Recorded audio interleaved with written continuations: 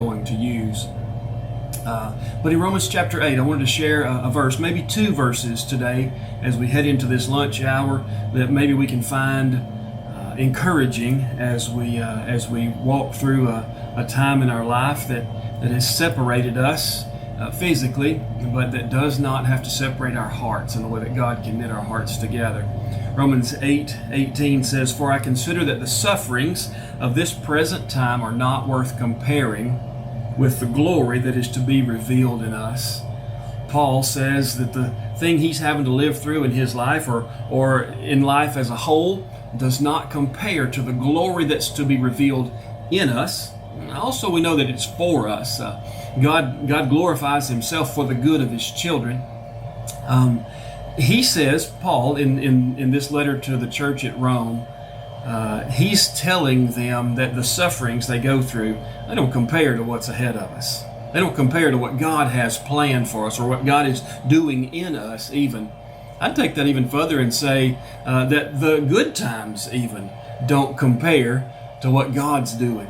The good times in the world, even when times are not full of suffering, that doesn't even compare to the glory that God has prepared for us, for the glory that will be revealed for and to his children.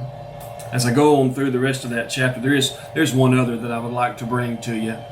Verse 26 says, "Likewise the Spirit helps us in our weakness. For we do not know what to pray as we ought, but the Spirit himself intercedes for us with groanings too deep for words." We can't even utter how the Spirit prays on our behalf.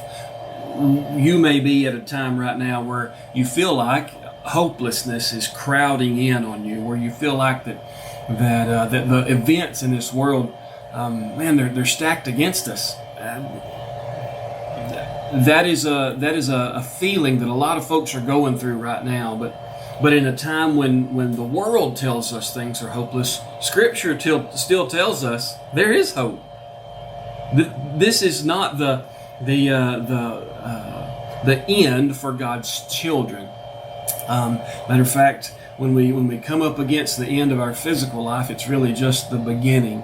So no matter what today or tomorrow or the next day holds, we have one who intercedes on our behalf, and that is the Spirit of God who lives within us, the Spirit of God who takes up his dwelling place. And according to this verse of Scripture, Romans 8:26, he helps us in our weakness. As a matter of fact, he prays on our behalf when we are at a loss for words, when we don't even know what we should pray.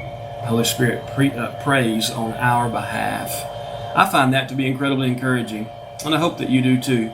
Look for that email that comes out tomorrow on our church list to the Zoom meeting. If you don't get that church email and you'd like to be a part of that Zoom meeting that happens Sunday evening at 5:30 as we begin to discuss Romans chapter 8, just reach out to me. You can message me, or if you've got my number, you can text me, and I will send you the link. Until then, when I do get to see your faces in that Zoom meeting, I pray that God has his hand all over you. He hems you in front and behind, and he puts his hand over the top of us. Have a great day. I love you, and I'll see you soon.